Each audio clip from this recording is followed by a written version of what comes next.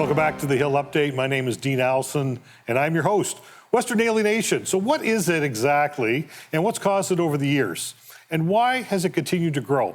So first we had the Reform Party, then the Alliance Party, and now we have the Maverick Party, which all originated out of Western Canada, indicating to me that the West feels strongly that their views are not being represented. So today I have joining me on the show a former Senator Bob Runciman from Ontario to talk a little bit about the history of Western alienation. But first, a little bit on Senator Runciman. Bob served as a member of provincial parliament for almost 29 years before he was appointed to the Senate for an additional 7 years until he retired at age 75. Bob held many cabinet positions over the years, including in the short-lived Frank Miller and Ernie Eves governments. But under Mike Harris' government, he held various cabinet positions, including Ministry of Economic Development and Trade, Minister of Consumer and Commercial Relations, and Minister of Correction and Services and Solicitor General from 1995 to 1999. In addition to serving in cabinet, he also served as leader of the opposition under Ernie Eves and John Tory. Finally, he was elected as the interim leader of the Ontario PC Party in 2009, as the Ontario PCs worked on electing a new leader who would end up being Tim Hudak. Let's talk about some of those roles. Senator, I'm going to call you Senator Bob, if you don't mind. Not a bit. Listen, thanks for joining me on the show today. I know that in your role as minister, there would be a lot of first ministers meetings. So, talk to me a little bit about that process from what happens across the country. You've got every province and territory represented. Talk to me about what goes on at those meetings and just maybe any thoughts you may have around this whole topic of Western alienation. Well, you'd have an agreed upon agenda, the collaboration between the federal government and the provinces and territories attending the meetings.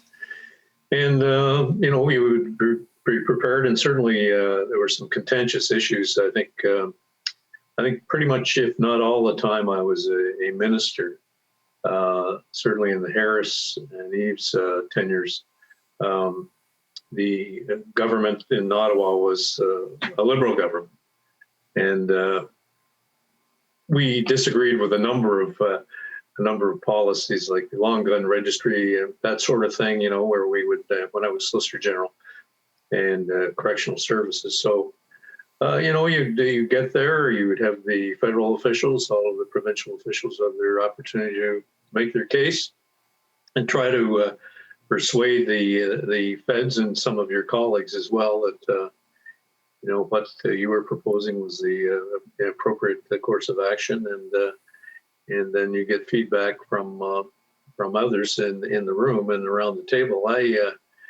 I found it was a real challenge in many instances to try and reach consensus, but there were issues that we were able to achieve consensus. And certainly, I think over the years, certainly with the Conservative government in Ontario, we always found the Western provinces tended to be, folks that we could count on to support or at least understand our position. So I think from an Ontario perspective, I know I carry this, and I know a great many Ontarians do, that we're very sympathetic, understanding of the consternation out west, especially in Alberta and Saskatchewan, with respect to what's been happening, the way they're being treated, and the lack of attention. I think that they justifiably are concerned about in relation to very, very many real concerns and what the future might look like going forward with respect to their economies based primarily on oil and gas revenues. So we got about 45 seconds left. So you would say that what I'm hearing you say is that provinces could generally agree. It was always sometimes a division between the provinces and the feds where some of those issues were. That's right. I think certainly they're worthwhile exercises. I think that they do benefit in terms of if people are listening, and that you can have an impact on the process from the federal level, and certainly get more of your colleagues on board provincially and territorially. So, no, I think they're worthwhile. There were some that I felt were, more of a waste of time.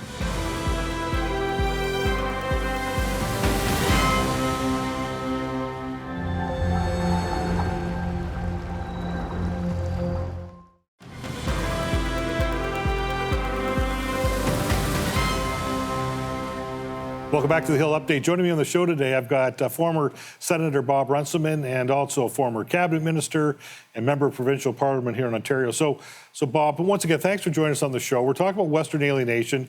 We started the first segment just talking about the fact that you had a chance to work with your counterparts on a regular basis. Sometimes the challenges were not necessarily province to province, but certainly as it talked about federal to provincial issues. So let's talk a bit about, Western alienation, I think probably started a confederation. It's been around for a long time. Yeah. I think it started originally with the fact that most provinces that signed on originally had full control over the resources. And then when Western provinces joined later on, they did not have those same rights. So let's talk a bit about that in terms of, the whole concern and, why would provinces, specifically provinces like Alberta and Saskatchewan with lots of natural resources have concerns about that? Well, I think it's more intensified in the past few years, the concern, and a lot of it, I would suggest, is centered on Quebec.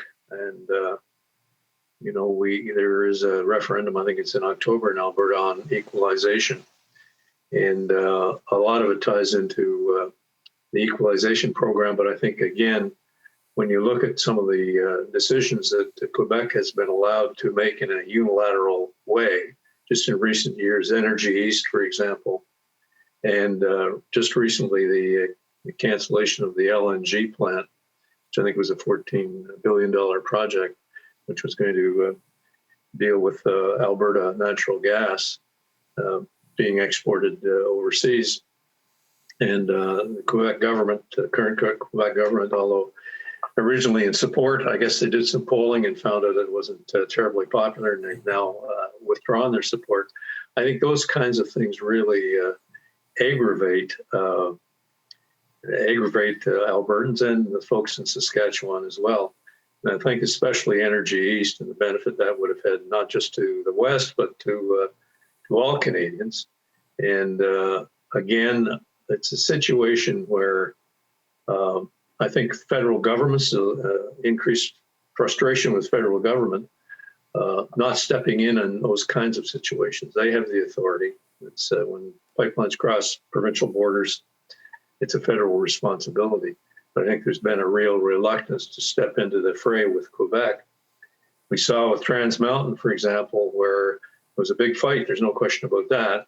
But at the end of the day, going through the processes, the British Columbia government, an NDP government, has said, look, that's the way. We're not going to fight this and any further. It's at the end of the day.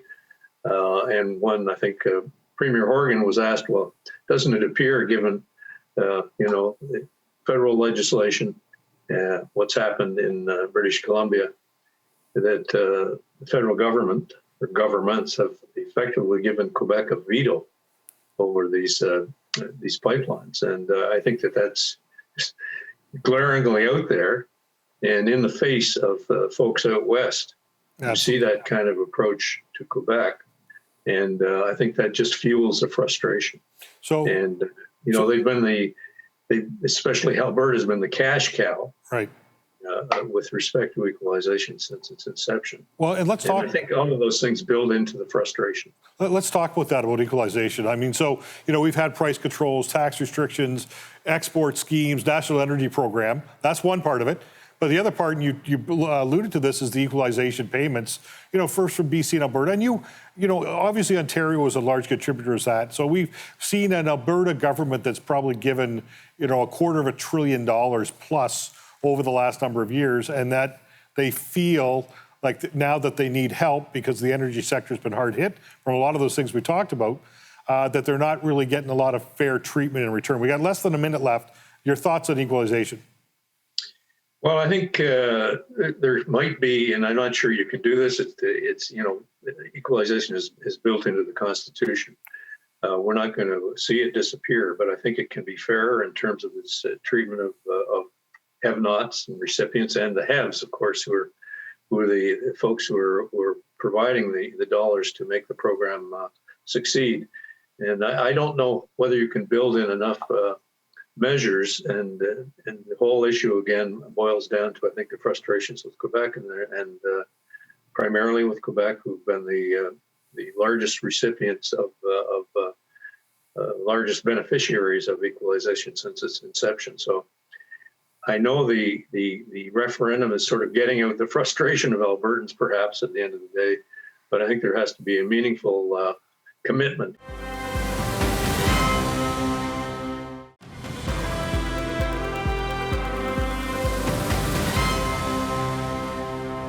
Welcome back to the Hill Update, and I've got joining me on the show today former Senator Bob Runciman, and we're talking a little bit about Western alienation today. In the last segment, Bob, we were talking about equalization. I sort of cut you off before break. You know, that has been a frustration in terms of, I realize, and it goes back to the Constitution. So two things I want to talk about.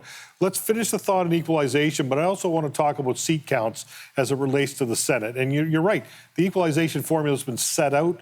We do have we have a referendum coming up in Alberta to talk about that. Let's finish that thought around equalization and why that's so frustrating to people from the West, and specifically Albertans. And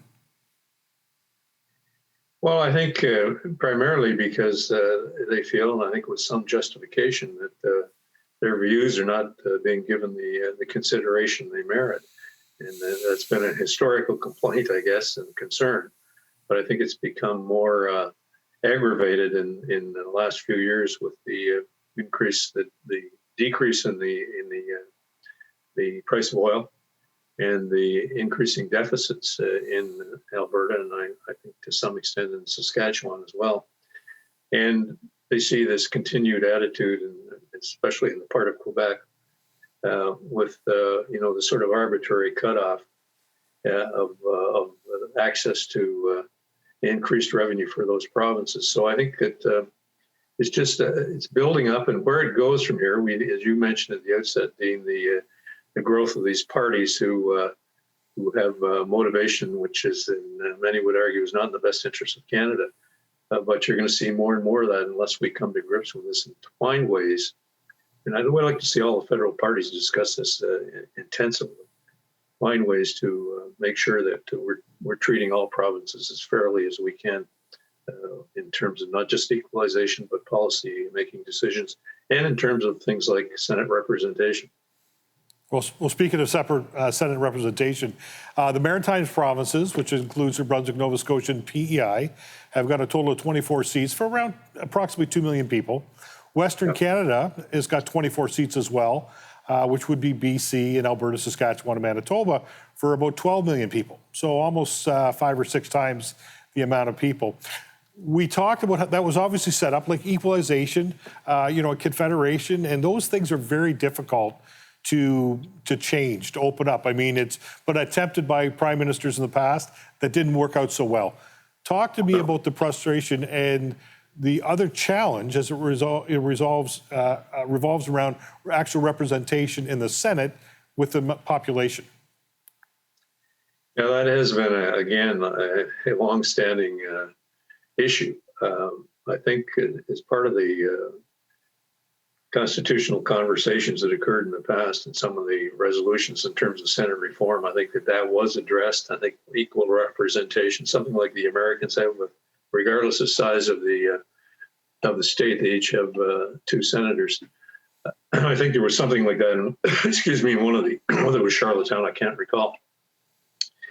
And again, this opens up the whole issue of constitutional reform, and it seems that all parties seem to be very reluctant to stick their toe in that water.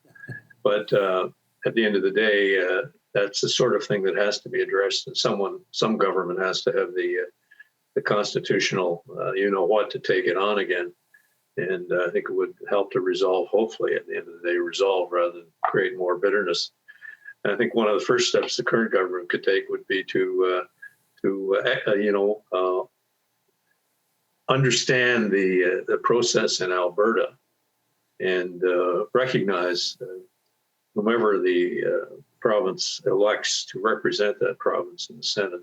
Those elections are coming up, I believe, this fall. And Prime Minister Trudeau has refused, up to this point anyway, to acknowledge that he will appoint whomever the people of Alberta elect. And I think that it would go a long way to addressing. At least we're going to appreciate and understand your concerns, and we will recognize whomever you people elect as your representatives. And so far in our history, we've only had two Conservative prime ministers do that, Mulroney and Harper. And it's about time that the current prime minister and his party start to recognize the wishes. And this is a rather modest one in some respects, but they've been very, very reluctant to recognize how important this is to Albertans. When we come back from break, let's talk, because it's not just the elections of senators. There's a whole other list of things that Alberta and the West feels shorted on. We come back from break. Done by.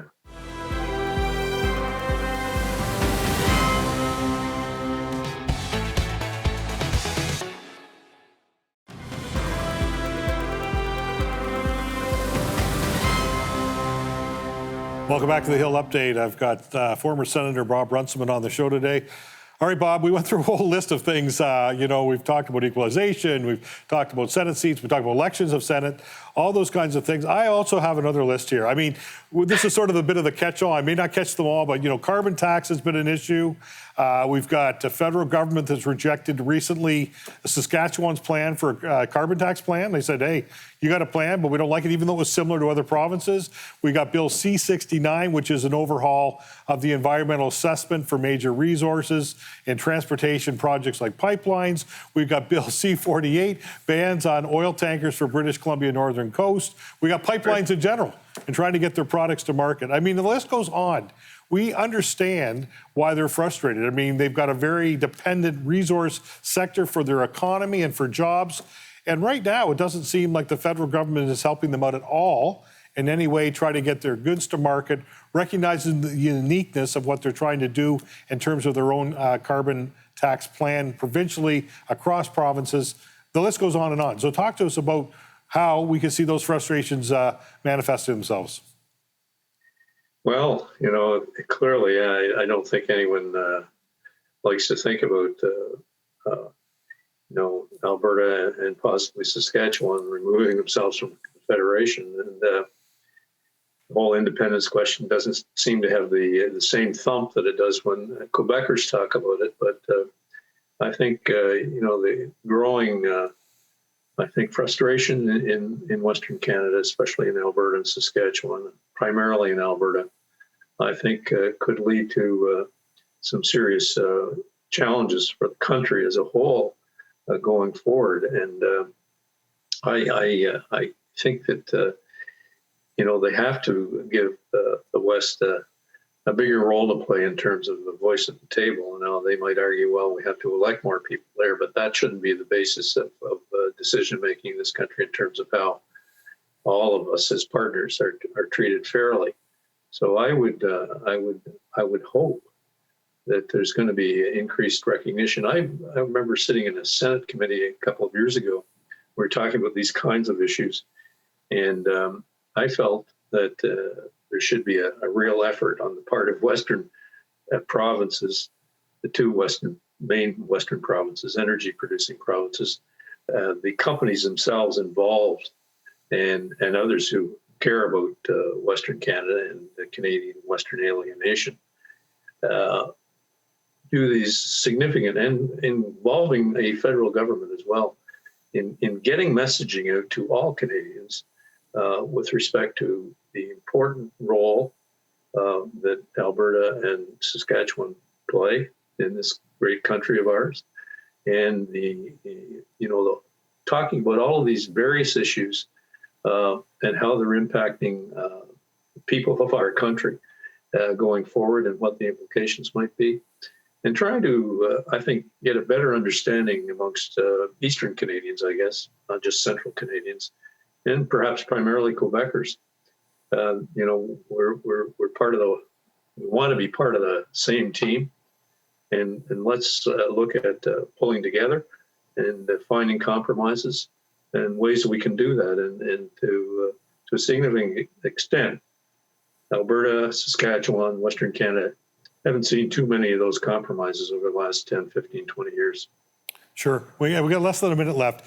I would agree with that. I think that's maybe the bane of that's the challenge, is that they see transfer payments going, $250 billion, and now they say we need help, and yet we see legislation, we see roadblocks, a number of things that have shown up in our way. We've got 30 seconds left. Just any final comments?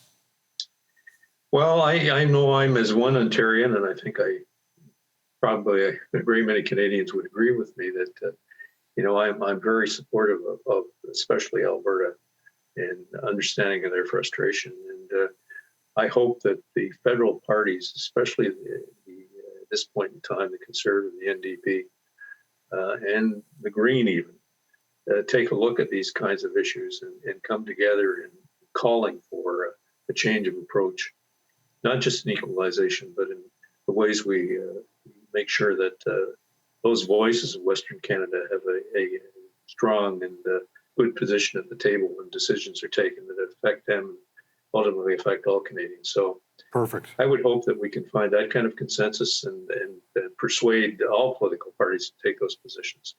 Thank you. Thank you very much, Bob. Thanks for being on the show today. Okay. Thank you.